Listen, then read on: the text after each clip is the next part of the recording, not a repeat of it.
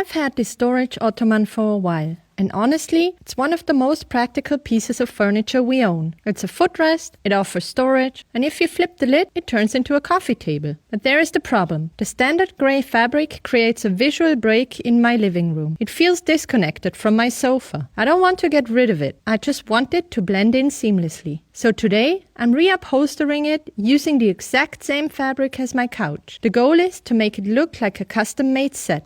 Have I ever reupholstered anything before? No. Am I in over my head? Maybe. But how hard can it be, right? To get that seamless look, we need to strip this down completely. The lid turned out to be more complex than I thought. It's actually 2 wooden plates glued together, one holding the cushion and one acting as the table. I started by using a screwdriver to carefully wedge the 2 plates apart. Once I had them separated, I still had to deal with the tray side. The upholstered ring was stapled directly onto the wooden table surface. I used the screwdriver again to gently pry the ring off the wood, being super careful not to scratch the table surface. With the components finally separated, I could peel the fabric off the cardboard ring. I realized during this process that I couldn't use the old fabric as a template after all. It was way too warped and deformed from the original manufacturing. So I decided to just measure the parts directly to get the right dimensions. Stripping the cushion side was much easier. It consists of 2 parts, the top circle and the side border that wraps around the foam. I'll use the old circle as a template, but since the old side strip is warped and full of glue, I'm not using it. Instead, I'll just measure the diameter and calculate the new length mathematically to get a clean fit. Next up, the main body. I started by unscrewing the feet and grabbing my pliers and screwdriver. I had to remove all the staples from the bottom dust cover to expose the grey fabric underneath. I carefully detached the fabric from the bottom edge and ripped the side and top seam open. But when I got to the inside top edge, things got tricky. It was way harder than I expected. The fabric was stapled and tightly wedged between a black fabric-covered ring and a cardboard paper rim. To get it out, I decided to pry out the paper rim first, hoping I can reattach it later. It was a struggle, and honestly, I slightly damaged one of the 2 cardboard pieces in the process. Once that rim was out, I could finally attack the staples holding the grey and black fabrics to the wooden frame. But here's the catch. Removing those staples means the inner black lining comes loose too. I definitely won't be able to reattach it the same way the factory did, so I'll have to figure out the workaround for that later. I pulled an insane amount of staples out of this thing. But finally, the ottoman is completely stripped, and I can start planning and cutting the new fabric. I thought about tools beforehand, but I deliberately waited until I tore this thing apart to finally buy them. Now I know exactly what I need. A staple gun, some wood glue, and, crucially, spray adhesive, because I have to improvise a fix for that black inner lining. Back home with all the parts laid out, it was time to cut the fabric. I'm using leftovers from my sofa project, and incredibly, the biggest remaining scrap was just wide enough for the main body. If it hadn't fit, I would have had to piece it together. I measured the required height for the outside and the circumference for the inside piece. I had to plan super carefully because this last big piece of fabric didn't leave any room for error. I cut the outer body piece and the inner section first, crossing my fingers that it would all work out. Now to the sewing machine. This part was trickier than I expected. The outer circumference is obviously bigger than the inner one. To connect them smoothly at the top seam and ensure the cover slips over the frame like a second skin, I had to incorporate pleats.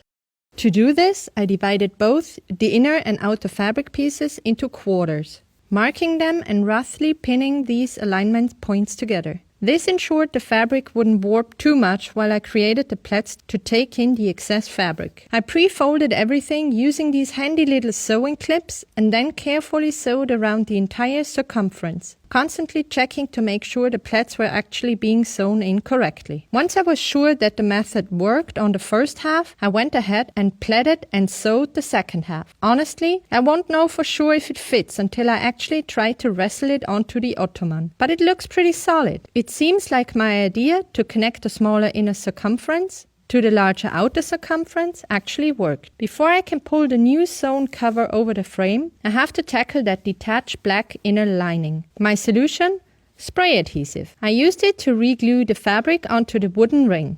It was an incredibly sticky mess, and don't worry, the window was open the whole time. That stuff stinks and makes it hard to breathe. Next step, the moment of truth. I pulled the sewn fabric tube over the foam and wrestled it into a good fit. Because I was working with limited scraps, I had to cut the fabric very close to the limit. That means I have precious little allowance at the bottom to staple onto, so every millimeter counts. For the inside, I first needed to reinsert those cardboard rings. Since I can't replicate the factory's hidden staple method here, my plan is to glue the fabric directly onto the cardboard. Even that broken piece from earlier is going right back in. I used the staple gun to secure the rings in place, which gave me a solid surface to glue against. I applied the spray adhesive, let it sit for a moment to get tacky, and then firmly pressed the inner fabric onto the cardboard. To finish the look, I used a flathead screwdriver to tuck the raw edge of my new fabric neatly behind the black lining. And just like that, the interior is done.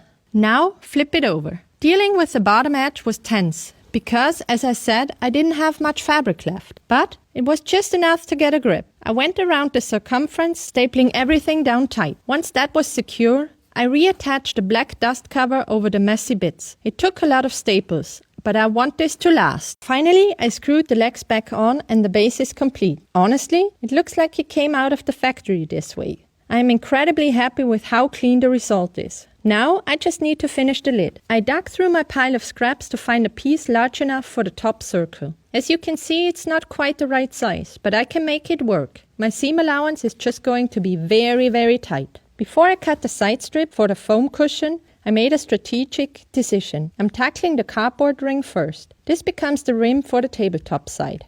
Since I'm running so low on fabric, I want to prioritize this visible part to make sure I have enough material for it. I measured the cardboard ring, cut a strip to length, and sewed a simple straight seam to create the loop. I pulled this fabric tube over the cardboard ring and roughly positioned it, and then it was back to the spray adhesive. I coated both the frame and the fabric, waited for it to get tacky, and then carefully aligned the fabric edge. I had to be precise here. The fabric edge needs to line up exactly with the bottom edge of the cardboard, because that's where it meets the wood. I have zero fabric to waste. Once the ring was prepped, it was time to mount the wooden tabletop. I sprayed adhesive onto the underside of the wood first. This way the fabric is both glued and stapled for extra security. I went around the perimeter, stapling everything down, and just like that, the first half of the lid is finished. I was down to my absolute last scrap of fabric for the side strip of the foam lid. As you can see, the edge is a bit rough, but I was confident it would work. Or was I? I calculated the circumference based on the diameter of the circle I drew earlier and cut the strip to length. Then